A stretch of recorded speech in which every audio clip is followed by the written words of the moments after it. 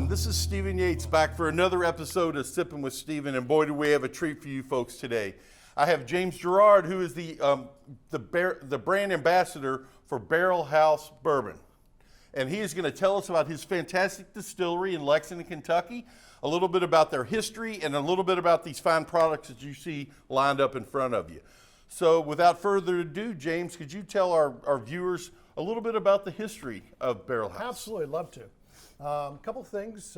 We started in 2008 distilling bourbon. We were actually the first company to make bourbon in Lexington since Prohibition. Oh, wow. That's interesting. Okay. Yeah. So we actually moved in to the old James E. Pepper Distillery that had been vacant for 50 years. He was the last person to make bourbon in Lexington. And so when we started in 2008, we were actually not only Lexington's first maker of bourbon in 50 years, but we were also Kentucky's very first small craft distillery. That is fabulous, because I know craft distilleries have just boomed here recently. And for you all to have been the first, it's certainly a feather in your all's cap, but I think it's part of the story that really needs to be told to people that are coming out on the bourbon trail that are looking for unique things and things that make each distillery a little bit different and their story. So that is fabulous. Yes, I definitely agree. I mean, a lot of people that haven't done the research may not know the history of how many distilleries were here before Prohibition. We actually had over 2,000 distilleries in the whole United States. And then here in Kentucky, we had 210 distilleries, all the way up till Prohibition. Interesting. And then when Prohibition came, there were actually only 6 that were allowed to stay open for medical medicinal purposes. That's a great story in and of itself. Well, that brings me to my next question. I see all these lovely bottles and selections out here. Yes. They're not all bourbon. Correct.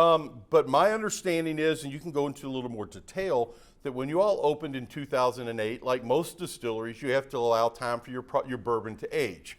So you either source product or you have other things that you sell to cash flow while your product ages. Is that an accurate statement? That is definitely an accurate statement. So we chose to make, we actually make 7 different products.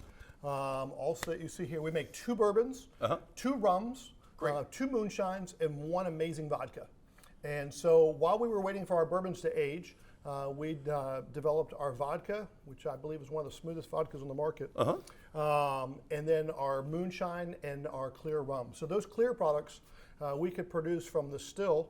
And a little side note, we actually use an old copper pot still produced underneath gas heat. So very nice. Natural gas. Well, when I look at these, that tells me everything you all do, you do yourself. Correct. And I would like you told me a little bit of something before we filmed about how everything is done by hand. There's no mechanization, and that the owners of your distillery love that philosophy and they want to keep it that way moving forward. Yes, absolutely. Our 2 owners, Pete Wright and Jeff Wiseman, that was kind of their initial thing. They were not only the first craft distillery in the state of Kentucky, but they said that that's how they're going to stay. They never wanted to become that big boy, is what I call them, where they were automated and mechanized. Whatever. So everything that we do by hand. I mean everything. Mashing of the grain, all done by hand. The bottling, hand filled. The corking, hand done. The labeling, hand done. Everything 100% is all done by hand. No mechanisms or machinery. Well, you know, that is fabulous. And the Fraser kind of bringing this all together, being the official starting point of the Kentucky Bourbon Trail, we're always getting asked where people should go. And if they're going to Lexington, we always want to tell people what are the unique things and what they get at a certain distillery that they're not going to get somewhere else. And to me, if folks are coming into town and they're heading up your way, what a great opportunity to find out not only the story of your bourbon and how it goes back so long as it does, but also the other fine products that you make as well. And we're only an hour away. And that makes for a great trip as they're hitting the horse farms or anything else in central Kentucky. That brings me up to the next thing, and that is part of what we do here at Sippin with Stephen is we make cocktails. And we had a discussion prior to that about which one we wanted to do, and you decided on the Elkhorn Smash, which is the signature drink of your on-premise tavern called the Elkhorn Tavern. Correct. Could you tell me, myself and the viewers, a little bit about the Elkhorn Tavern and what type of role it plays in the experience folks get when they visit barrel Absolutely, house. absolutely. It makes for a great place to come visit, because not only can you come and have lunch and then go on a tour, or go on a tour. So you all have food on premise too. We do have Great. food on premise as well, and then hang out in the tavern. It's especially this time of year. It's really cozy. We have a fireplace always running. Yeah. It's just warm, cozy couches and what have you. It's a good old-fashioned tavern feel, and it's just a great place to sit back and have a cocktail. Well, that's great, because that's one of the things we do on Sippin' with Steven, and we're gonna have you lead the group through the Elkhorn Smash. Okay. And if we will do that now, and you tell the folks what the ingredients are, and I'll continue to ask or talk a little bit about what you do, but if you would let the folks know what exactly is in an Elkhorn Smash and how they might want to incorporate it into their holiday libations for Thanksgiving. That'd be great. That'd be great. So what's in an Elkhorn Smash is some simple syrup, some cherry syrup, some lemon juice. Nice. Of course, our Barrel House Select Bourbon, which is the most important ingredient. And then something unique is we add a dash of Pinot Noir wine to the top. Okay, of it. very so nice. So floated on the top. So kind of unique. And then, of course, we'll actually muddle some lemons and some cherries in that as well. So Well, you know, while we're doing that, or while you're doing that, what I would tell people, part of what we like to do at Sippin' with Steven is provide people with a way to make drinks that don't have a whole lot of ingredients and are not that difficult to make. Would you mind showing the folks exactly how we do this? I would love to. And, All right. And I will tell you, having a tavern there on premise, we have bartenders and bar managers, and they're the guys that normally do this. So, Sure. So this will be a great testament to how easy this is. James, I got nothing but faith in you, my friend. So while you're doing that and kind of tell the folks what's going on, Sure. I will let people know why that they should utilize the Fraser as the starting point of the Kentucky Bourbon Trail.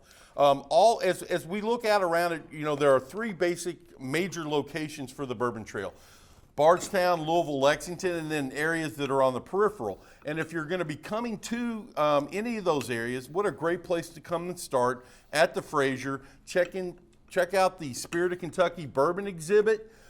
Maybe take a tasting in, perhaps using some Barrel House Select. And then also maybe going down to Lexington, checking out their distillery, and going into the Elkhorn Tavern and having an Elkhorn Smash. And as James is making it right now, I'm kind of giddy with anticipation because I do like this product by itself, neat, but always looking for cocktails to have, especially as we head into the holiday season. So as you're adding your simple syrup and you've muddled the fruit. Yep, the lemon and the cherries. We are going to have, in just a few seconds, we will have this ready to roll. We will toast. But I guess my biggest thing is, as we head into the holiday season, is to do a little research and think about these different distilleries that come up on Sippin' with Steven. They all have something different to offer, folks. If you're more history related, if you're more tour related, whatever it may be, keep that in mind and keep in mind that the Fraser is a great place to start it. As James is finishing up here, it looks like it just needs to be muddled and then one key ingredient poured in, and that's the anticipation of the bourbon. So we will, a little bit of ice, and we will be good to go. The nice part I like about this is he's about like I am. He's not a certified mixologist or a bartender, but it just goes to show you that this is not difficult to make. Just some simple different flavors of simple syrup, a muddled orange, and some bourbon. So, James, was it easier than you thought, or about the same? This is the first time I've ever actually made one personally. So well, it's got a nice red flavor, a nice Thanksgiving flavor. Goes to show. You're going to mix this or shake this together, and I would also recommend people to check out these other products that are there. I can't wait to try the rum. I can't wait to try the vodka, and we will kind of go from there. But as we are getting to the point where we're ready to taste and to toast, we will kind of go from there, and we will raise our glass to Barrel House, to Thanksgiving, to the Fraser. Salute. Salute. Now that's something special right there. Makes me thankful right away. Everyone have a wonderful holiday. Thank you for being part of it. Thank you. I appreciate it, Yes, Stephen.